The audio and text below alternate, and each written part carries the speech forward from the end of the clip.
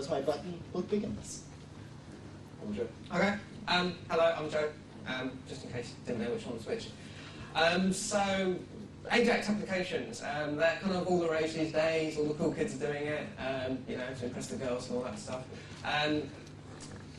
But they're actually quite hard to do.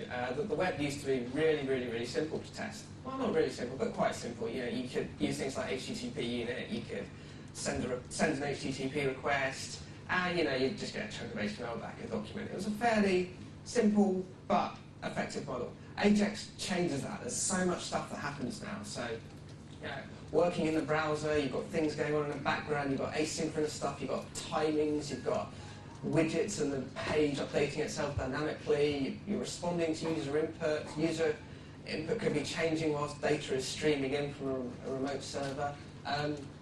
There's all kinds of cool stuff. It makes it really hard to test. So we're going to look at just some approaches of what we can learn from AJAX, and in particular, treating AJAX as a different medium. It's not really like the rest of the web medium. It's more like the kind of rich client development we've seen in other areas, such as, you know, desktop clients and Swing, Qt, WinForms, even VB actually. And I think we can learn a lot from the patterns and processes people have discovered whilst using these rich clients. In particular, this talk is not so much about kind of the QA style testing of end-to-end, you know, I've got some acceptance tests, but more about actually unit testing individual components of an AJAX application and finding all those little tiny glitches. And that can even move into the realm of how you do test-driven development of AJAX applications. Okay, so to kind of ground it a little bit, we're going to start with like a typical AJAX application.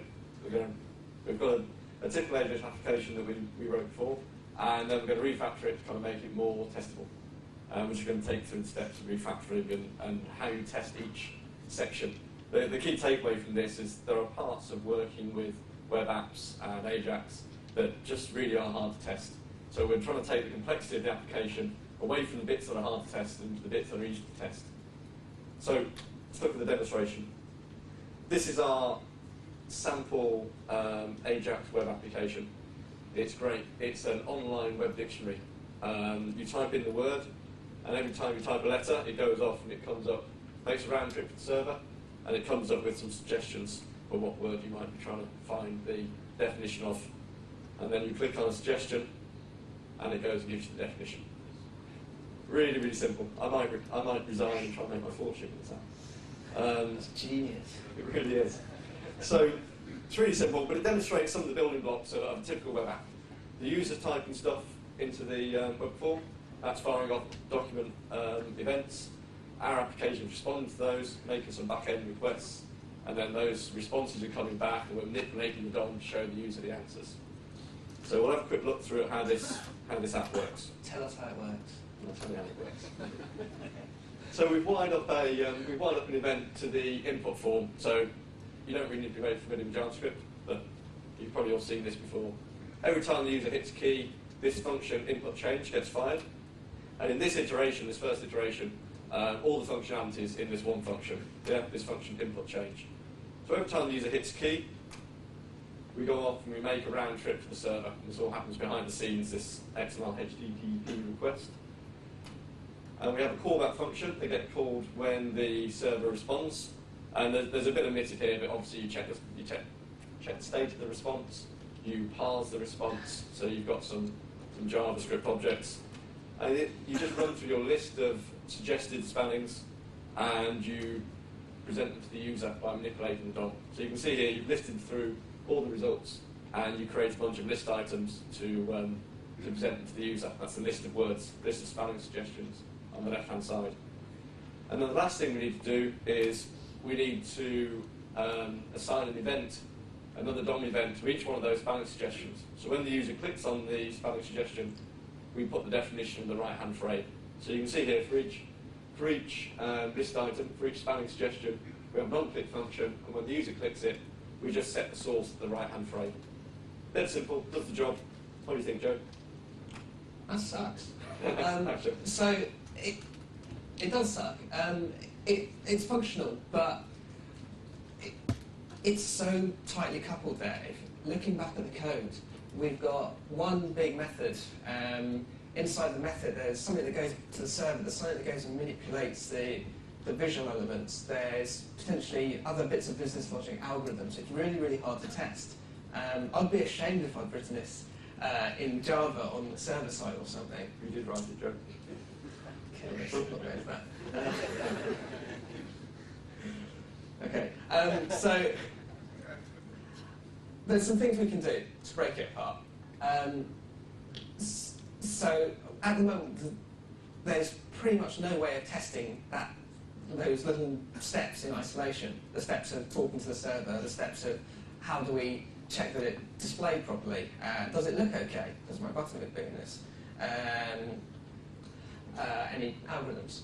So we need to think of a way of improving the test, of improving the code. So we can refactor the code we have into modules of separate you've got separate concerns. How you do this, it varies. OO is a pretty good way of doing it, but it's not the only way. You can just use some kind of naming convention, maybe, where if you name things like this, then they're part of some visual bit. If you name something like that, then there's something that talks to things behind the scenes. I prefer to use OO. There are also like crazy component frameworks and stuff you can get that run in the browser. It doesn't really matter. The important thing is separating the concerns in some way. Once you've separated the concerns out, you can then test each of these in isolation. And there is no golden hammer approach for how you test an AJAX application. There are so many different things that can happen and so many different kind of responsibilities that objects can take. You need different approaches for testing these. So, as an example, testing the visual side of an AJAX application, that's quite hard to automate. Maybe you need to do it manually. It sucks, but maybe. Whereas testing an algorithm, you can easily create an automated unit test for that. Testing something that goes end-to-end to the server can be a bit harder. We'll see. So, how can we start splitting apart the code into some maybe finer-grained objects with distinct responsibilities? Okay, so Joe said one of the real pains of web applications is the interaction with the DOM. We're dependent on the browser. So for iteration 2, the first thing we're going to do is just split out the view. And so we're going to hide the DOM, all the complexity of interaction with the DOM, the document object model, in the browser. And we're going to just hide that behind the view object, which we put in the view.js file. So instead of the view code, the DOM interaction being scattered all the way throughout our application, we're going to just make sure it's all in one place. And it's responsibility of the view to wire itself up to just the parts of the DOM that our application is interested in. So in this case, we're interested in the input box, where the user types their word. We're interested in the results list, where all the spellings come back from the server.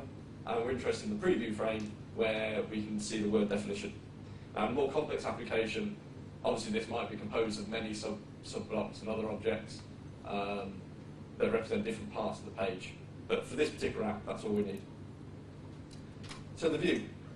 The view simply just hides the DOM, and from now on, the rest of our application is going to work through the view. So the view presents various operations that we can do on the DOM. We can get the input, we can set the input, we can show the preview. These are all pretty trivial, they just wrap the DOM. Show results is a bit more complex. It's the same code as we had in the first iteration. We just get a list of results, we loop through them, and we create list items and poke them into the DOM so the user can see them. Now, remember we wanted to attach an event to each list item so that the user could click on the list item and get the definition of the word. So you can see here in this show results operation, we've got the on-click event as we had before. And it'd be really tempting to wire that on-click event up to the view prototype show preview. That makes sense. Click the event, show the preview. But what happens there is you embed knowledge about the application flow into the view, which actually turns out to be not such a good thing. So what we really want to do is keep all the application flow, which tends to become a real focus for complexity for the app, keep it out of the view, keep the view as dumb as possible. So instead of wiring up the on-click event directly to the show preview, the view just fires another event, its own event. So it can fire an on-change input event, which happens every time the user hits a key in the input box, and it can fire an on-pick result event every time the user clicks one of the spelling suggestions. Now, at the moment, in the default definition of the view, these don't do anything. So our app is kind of dead at the moment. We need the input.js, the index.js file, to wire it all together. So here's the view. And you can see the events we've got. We can set the input, get the input, show the results. And we also get two events as well. We get on-change input and on-pick result. And here's our init function. So whereas before the whole app was in index.js, now index.js just contains an init function. And this wires up the events. So the on-change input event causes the server to go off and make its HTTP request. And when it gets its response from the server, it shows the results, shows the spelling suggestions.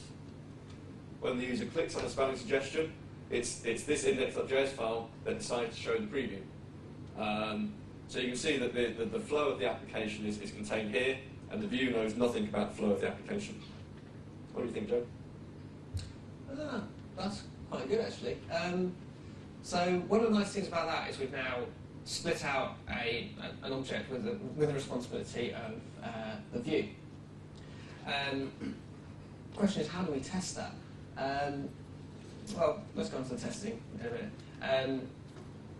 This basically illustrates the humble object pattern. This comes from, I think Michael Feathers wrote a paper a few years ago called the Humble Dialog Box, which was talking about how you can test rich applications. The paper was in C++. This is the humble object is a generalization of this, which is pretty much things that are hard to test, isolate and make as lean as possible with as minimal logic, with as little that can go wrong. That way, the rest of the code, you don't have to impose this hard-to-test dependency. You can do things like substitute it for another object for test automation purposes. And this humble object thing, well, maybe you just test it manually. In this case, the view, it's probably something we want to test manually. So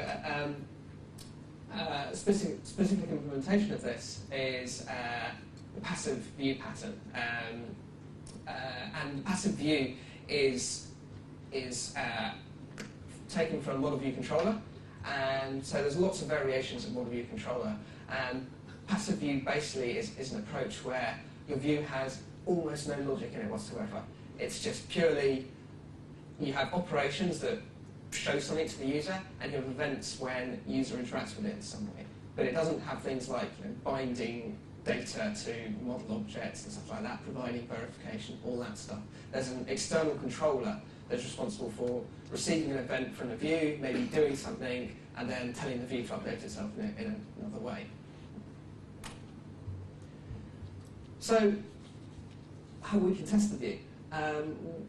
One easy way to test the view, well, not so easy, it involves manual work, but is now that we've got this page and we've got this view object around it, we can just manually poke these operations we have and eyeball the result and check it looks okay. It is manual. I know this is the automated test conference, but this is a good example of something where it's hard to automate this stuff. There are approaches to automate this, but really they don't catch the kind of things you want to test in testing the view, which is things like, does it look good? You may have things that check it renders and it updates the DOM properly, but does it look right? That's kind of quite a human thing. So we can prod the set input operation, we can show results, we can show a preview as well. In fact, we can also let's change the results that get prodded in there. So this thing on the left, this little toolbar, is just a little page we hacked up that has just got some buttons, and when you click the button, it'll go and call them. Thanks, mate. We just go and call a view object manually. We've also got interactions that the user does. So we want to check that when someone starts typing in the input box, does the view notify? Does it raise events that the input has changed?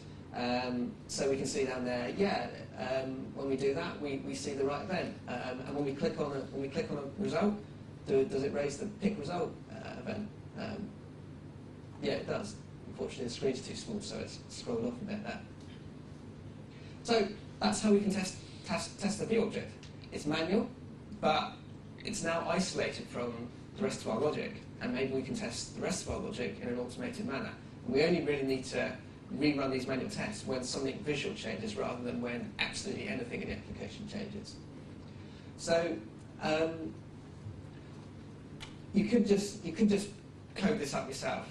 We found that we were writing these little toolbars too frequently, so we wrote a little tool that would auto-generate the little control panels down the left-hand side, just to make it a bit easier. We give it a tiny bit of metadata about what the operations are and what some typical examples are, and what the events we expect back, and it would generate the whole GUI for us.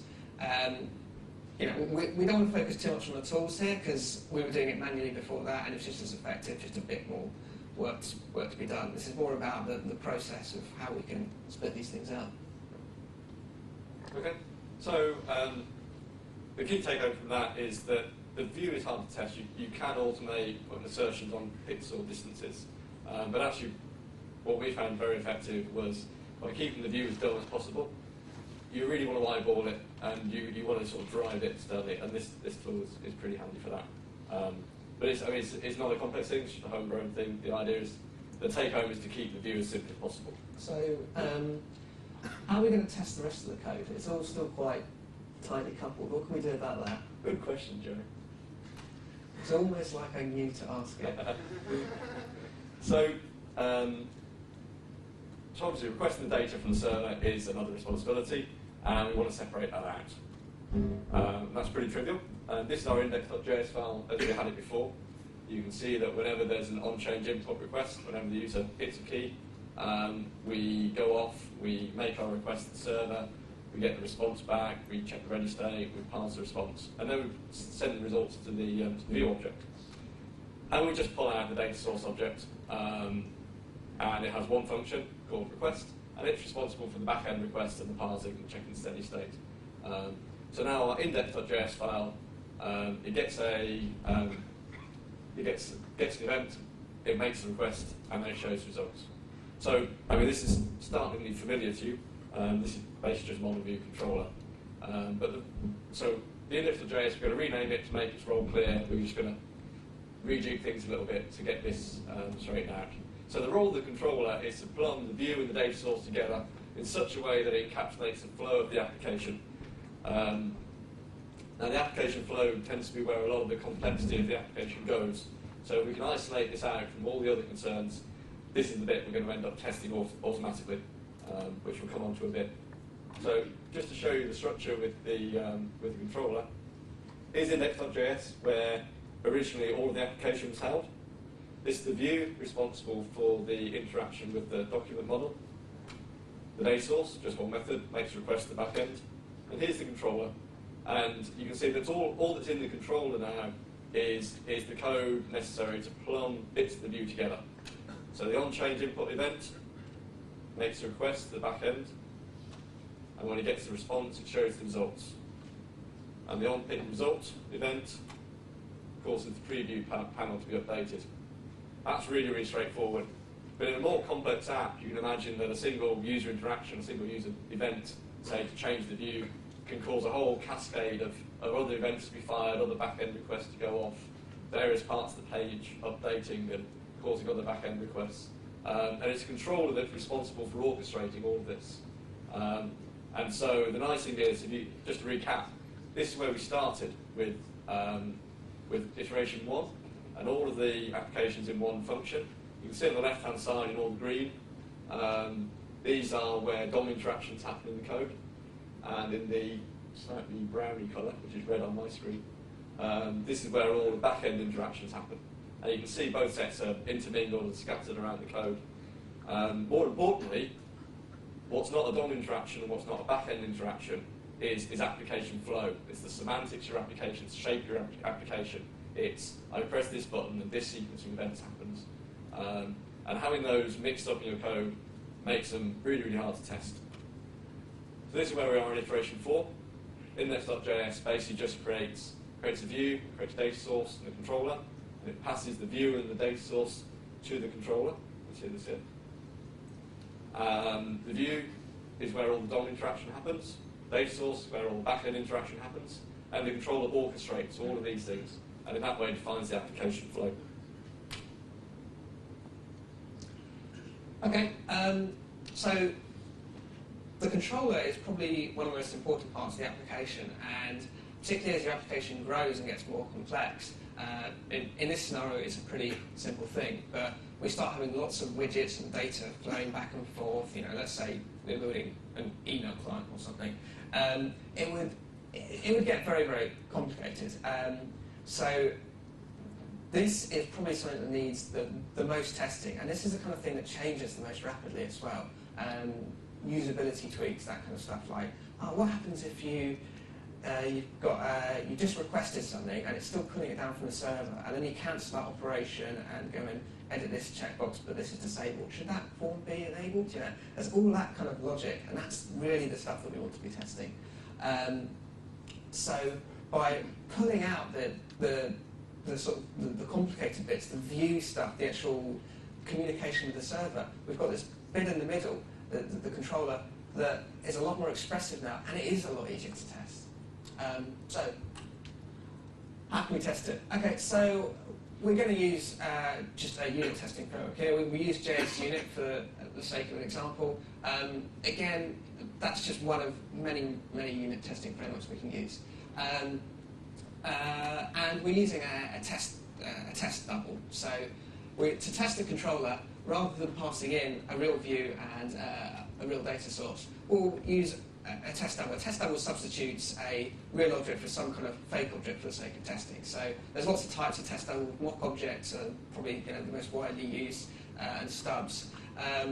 It's actually quite clunky to write a mock object by hand, and we looked at a few JavaScript libraries and they weren't too good. So we simplified. We just made a recorder, and all that is something where it records all the calls to the object and allows you to assert afterwards what the state was. I'd like to see nicer JavaScript mock libraries in the future, but this was simple. It did the business. It took about 10 lines of code to actually write this recorder thing. And we pass those into the controller. So in our unit test, rather than talking to a real view, we're basically talking to a view that we can record the interactions with. So our first test, when we want to check that when someone types something into the input box, it goes and makes a call to the data source to go and request that information. So this is a very, very trivial test. It was really just to get something up and running. How we did it, we fire the view event, say, you know, my input has changed, which in turn, because it's been wired up with the controller, that should have asked the data source to go and request something. And so this is just a little syntax for looking at what the last call was to the data source.request method, and we assert that the URL equals the URL we expect it to. It's fairly simple, but does the job. Next test. We want to check that if you're already looking at a preview and you go and you type something, then the preview has changed. We don't want to be looking at an old preview. Similar thing.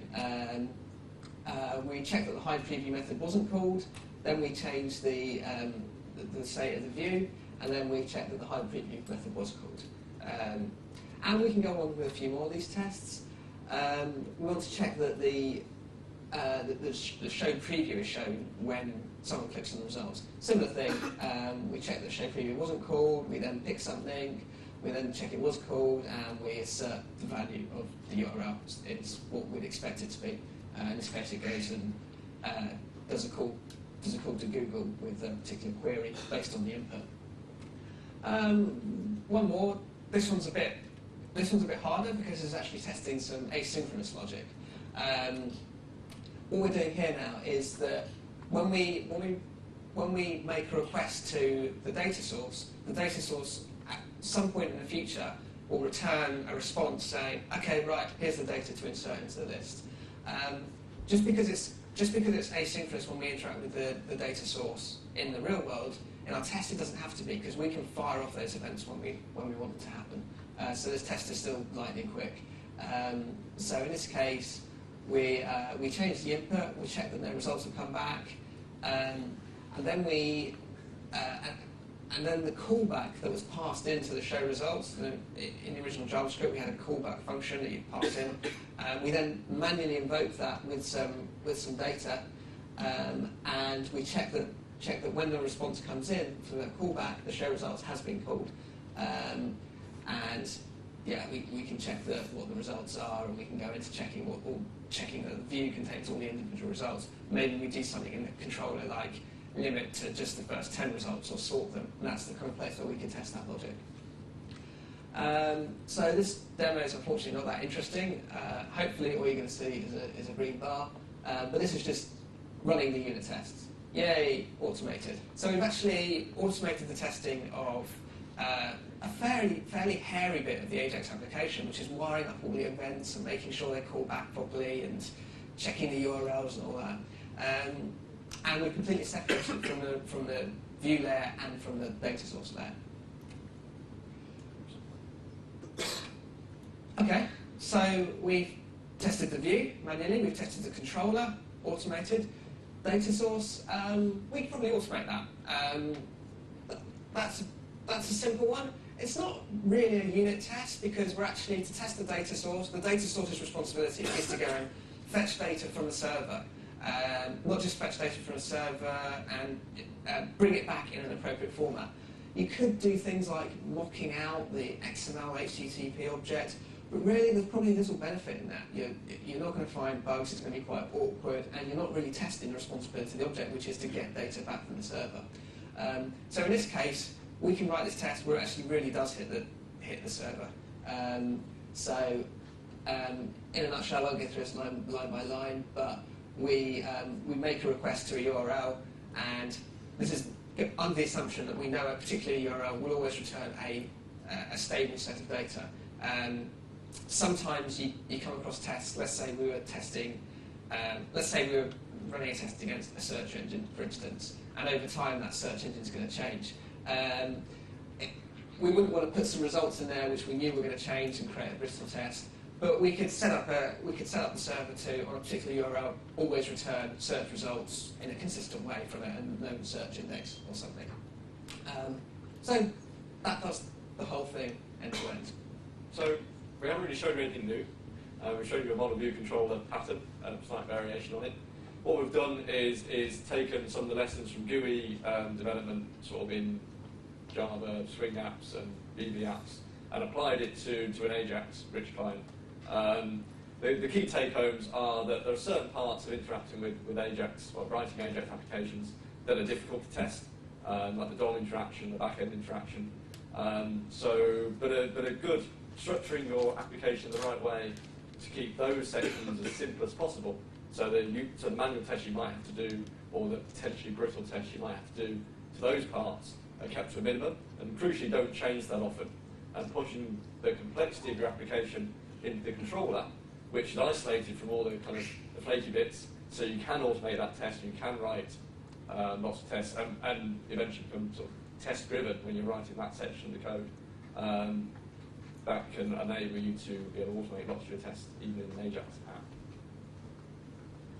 Yep, so decomposing things into some manageable chunks, pretty straightforward. What's kind of a bit annoying is that we know all this stuff already. I mean, and certainly, we do this in every other kind of GUI development.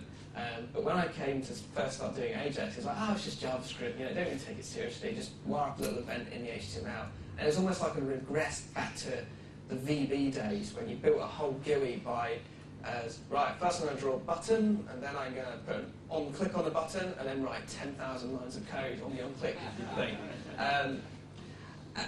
And there definitely is a trend to be doing this in sort of the JavaScript and AJAX applications at the moment. So think about the patterns. Model view controller is a nice one. It's not the only one. There's all sorts of other patterns, but take it seriously is the thing, really. And I admit I haven't really taken it seriously in the past. And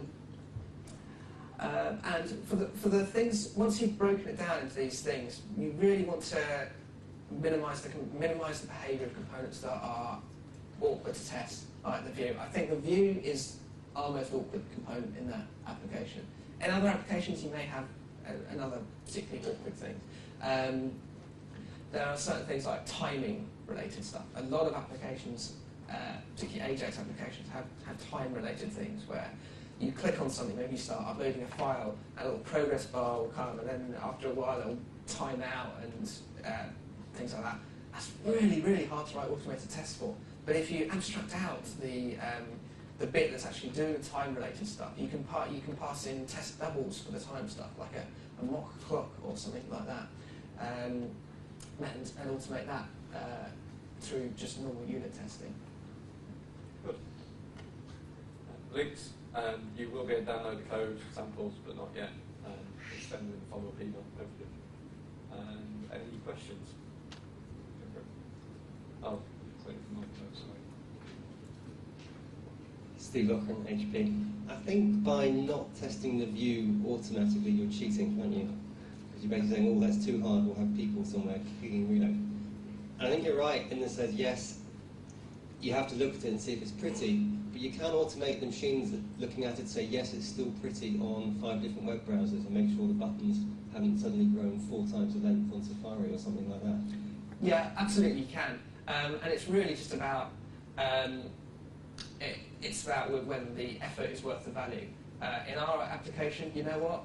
It was pretty easy to just go through the views. Maybe if we did that once in a while, it takes away most of the pain. We still have some pain. There are approaches that you can automate that people doing things like checking the pixels still line up one by one, checking the DOM. That doesn't seem to be that successful actually, but sort of screen grabbing. But actually getting that up and running is a fair amount of infrastructure. If you can do it, great, do it. If you just want something that's fairly simple that works, this at least takes out most of the pain of testing. I mean, there's a talk tomorrow about Selenium, and that will certainly do the job for you. And I don't say this is not a replacement or different approach to that. The key thing is structuring your application so you can keep the view side of things as simple as possible. So you might be able to get away with it doing it manually. If you can't, then there are things like Selenium out there to help you. Okay, so hi Alex, I've got a question on how you deal with the asynchronous nature of AJAX and how you test for waste conditions. I mean, it's a problem in any language, whether it's multi-threaded Java or C or whatever. And it strikes me that AJAX is probably more likely to hit waste conditions with multiple things happening at one time than perhaps other languages are. Have you thought anything about how you might test for that? So actually, it's actually easier in AJAX because the browser has a single event loop. You don't have multiple threads. There are ways you can create multiple threads by having embedded Java applets and ActiveX controls and stuff like that. But you can't have JavaScript running concurrently, which does make life a lot simpler. You have one single event loop. So when you click on a button, it does some code. It does it in the event loop. If that code then later has a callback from an XML HTTP request, or maybe you set a timeout thing saying, in 10 seconds do this, that code as well will happen in the event loop. And if something else happens to be running, then it will wait till that finishes, which does make life a hell of a lot easier. Hi there. This might be a dumb question because I've really not written much AJAX at all. But I know there's quite a few libraries out there to try and sort of simplify and abstract a lot of the interaction with JavaScript. But if you're using such libraries, how do you go about testing with that? Because a lot of your test methods here are all quite reliant on low-level JavaScript, where all the libraries are trying to move you away from that. So, Sorry, good question. Okay, so it doesn't really make much difference. Even if there's a lot of frameworks now, so Dojo, for instance, is a very popular one where it makes JavaScript a lot easier to use. The Google Web Toolkit is a completely crazy, weird world where you write it all in Java. But still, you can still take the same approaches of, well, okay, I've got the view I've got the view here. You know, whatever framework you're using, you can still abstract out the view. You can still abstract out the model, controller, or whatever things are appropriate for you. If you can't, then I would probably question how useful that library will be in the long term. It might make great demos, but I suspect you might be stung later. It's like the whole magic wizards you used to get in the IDE. So it's like, hello, I'm going to paperclip would pop up and say, I'm going to build you an IDE that does everything, or build you a tool that does everything. You go, oh great, you know, click all that, and then you change something later and everything breaks. So I guess it depends on the library, but a lot of good libraries you can still use the same approach as well.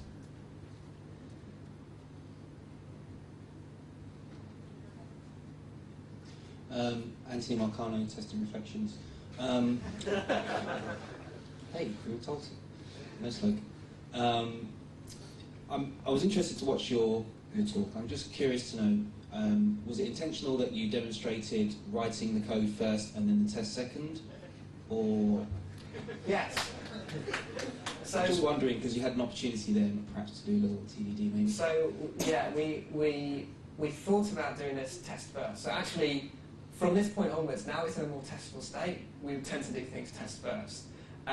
When we did it test first, we found that we focused too much on explaining, oh right, this is an XML HTTP request object, and we got too caught up in the details of AJAX, which isn't what we're trying to do here. We're trying to talk about breaking it apart. And the other reason is that in reality, you always come across code that hasn't been written test first. And we wanted to show that, you know, you can take a hairball piece of code and turn it into something that is a lot easier to work with and not just throw it away and have to start again. And then from there, you can do test first. The talk's kind of a log of our learning process. So I mean, I love TDD, use it in Java all the time, but then comes JavaScript, found it really, really hard to work that way. So yeah. Very fiddly. Yes. So kind of getting the code into a certain shape so that then you can start learning how to write test script is the first step.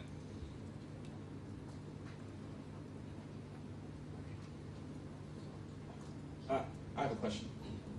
I'd like to dig into that. This is Brian Campbell, Red Hat. I'd like to dig into what you just said. You said it's a little harder to do test first in AJAX. And I apologize, I think that's what you're touching on, but why is it so hard? Is it because the tool set isn't there? Is it because you're working in a browser? What makes it hard to do test first with AJAX? I think a bit of it's, for me anyway, was sort of prejudice. It's like, oh, JavaScript, scripting language, right, we'll just bash it out. There's a conceptual shift that actually, as the applications become more complex, we have to take. I mean, presenting applications on a web page is sort of a hack in the first place, and all of DOM manipulation is kind of a hack. And there's a learning process to recognising that as the applications we're delivering this way get super complex, we have to modify how we approach designing them. That's part of the problem. Yeah, I thought I found I had the mentality of like, oh, why would I ever test that? And we're finding the more we do it, actually, it's easier and easier to do test first. But like any language, particularly with JavaScript's a very, very, very dynamic language. You can code yourself into a brick wall quite easily. It takes a lot of discipline, much like any language, really. I think the dependency on the browser as well is a big deal. So it's the difference between trying to write test first if you've just got a standalone Java app versus writing test first if you've got an application server. Can I follow up my question? So just to kind of get into that a little bit more, do you see tools that could be developed that would make it more convenient to do test first development and take away some of these barriers? Yes, please. All right. Yeah. Absolutely. I mean, you know, coming from Java, where we've got things like IntelliJ and Eclipse, and then going into plain text. Although these kind of IDEs are actually starting to support JavaScript now, which makes life a lot easier. Debugging. We've actually found that we use JSUnit in the browser.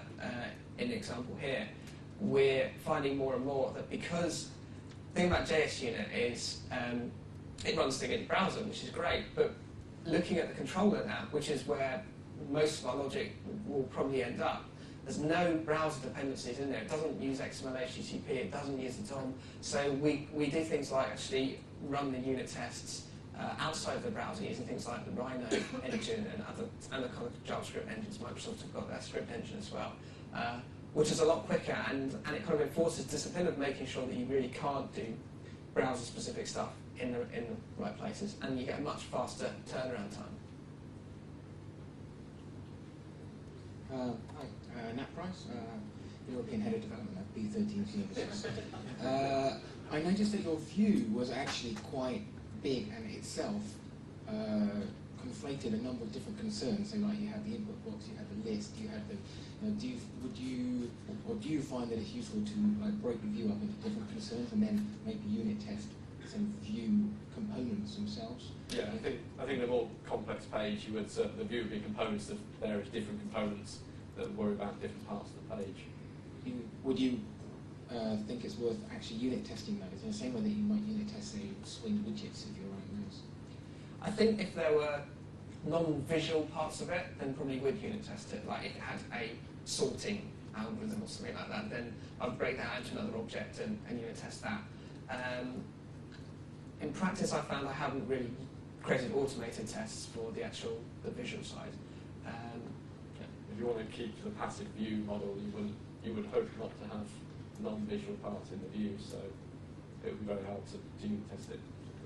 And we have found over time that more things creep into the view, and we go, oh, we pull them back out again, and that's just kind of an evolutionary process. Hi Joe, it's Marcus from WordTracker. Where are you? I'm over there. here. Yeah, you kind of glossed over something which for me is always one of the biggest pain areas, which is testing the DOM. Certainly a lot of the GUI code we've got in JavaScript is quite close to the DOM.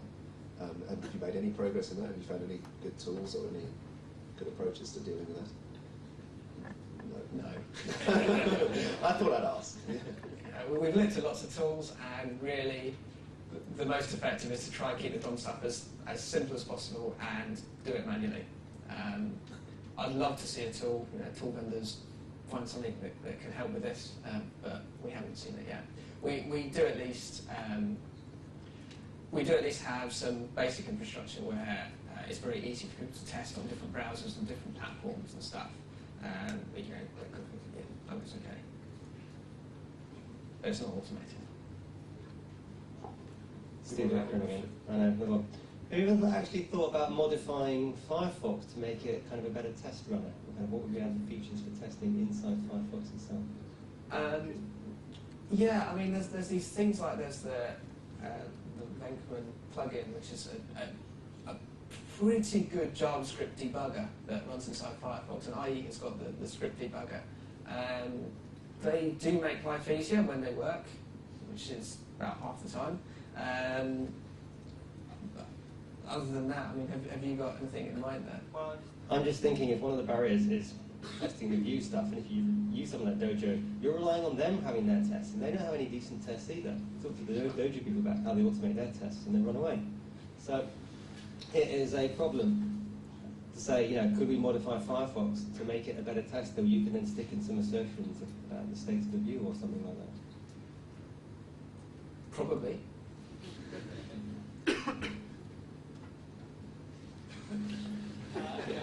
Hi, I'm Andy. I'm from a small little agile company which you may have heard of, Thought something. I was wondering if you've taken a look at some of the work people have done with Zool, because they've already tackled a lot of their stuff about building complex JavaScript applications. And I was thinking maybe there's stuff there you could learn or rip off from those people. No, we haven't actually, and that's something we could look at.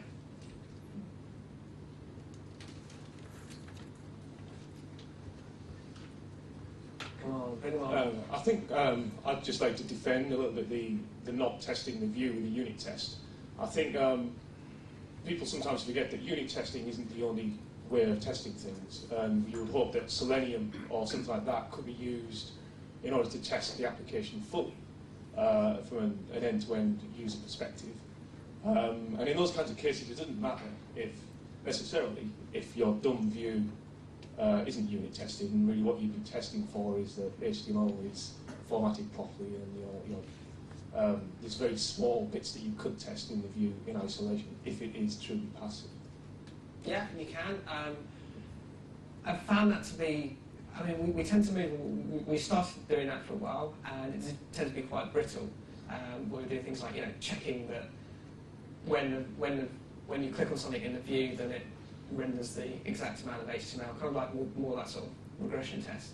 But then every time you went to change something, you're then going to have to change the test would break. And it wasn't, we weren't getting the right kind of balance of effort versus benefit.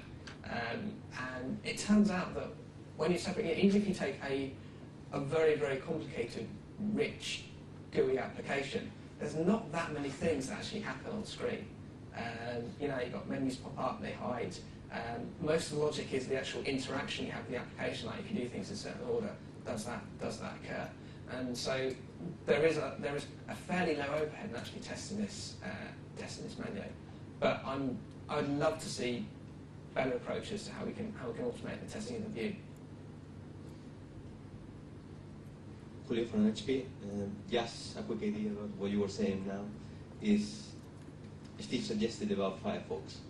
You work for Google, so most of the committers in Firefox work for Google. Mm-hmm. Have you thought about talking to your own people? Absolutely. And we do. Exactly the same with the Google Toolkit. Some of the things that happens with the GUIs that people don't think about, they keep on adding new features like the dojo, new components that can show you a tree, but they don't put any inputs in those components to test them, basically. To check, what is the size of the component? Can I query the component about the test? What is showing the component? So have you thought about talking to these people as well and trying to influence them? Oh, yes. I mean, you are probably one of the main users of AJAX at the moment. So. Yes. Yeah. I mean, that's quite nice having access to all these people. But I guess the thing is these toolkits, they're not really that constraining. Google Web Toolkit is brilliant, but we don't have to use it on our projects that we work on. Other teams do. What is key is whatever framework you use, even if it's actually written in a way that's very hard to test, it's easy to wrap behind things. But I mean, Google Web Toolkit has actually got a lot of good hooks for testability, and as has Dojo actually. Whether they're actually unit tested thoroughly, I don't know. But from a using point of view, it's actually quite easy to wrap these things. If I can just make an observation, I think the discussion now is hitting on something that's really germane that your presentation says but doesn't say really, really directly, which is we need to really get involved in the software design process and build the software for testability and really work with the developers. And so that I think when we think about test automation, we sometimes take a very narrow focus. We need to take a more expansive focus in terms of how we can do it and how we can achieve it. And I think that's a whole topic. How do you interact with development engineers to get them to build testability in, to take it seriously, to see it as a feature that really needs to be there from day one. Yeah, I completely agree. And it's often the sad case that the testers or the QA guys are the last to hear about an application until, hey, we've got this application, test it. And you're right, we need to find better ways of having testing and QA influence the application design from day one. Well, I think what you want is I think what you really need to drive through, in our company we have what we call interdisciplinary product teams. And so when the minute a concept comes out for a product, you've got a tester there, quality engineer, you've got dev, you've got product management or product marketing represented, product support, they're all there. And you can't get past the, hey, this is a good idea phase without that. And it does that. It doesn't work perfectly, but it's a start. Because yeah, you're right. You get the stuff thrown over the transom and you go, oh boy.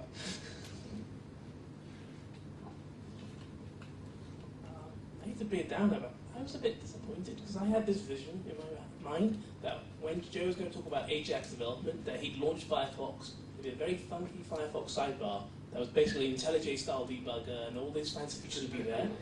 And I come here using a text editor. Where's the cool alien technology you guys are meant to have? And why isn't it being applied to AJAX development? Yeah, the only so technology is confidential. PowerPoint. Yeah, so that's another interesting thing. We do have a big tendency to try and solve tough problems by throwing sexy technology at it, and really a lot of the time the answer is to take things away and just simplify things. All right, Adam and Joe, thanks very much.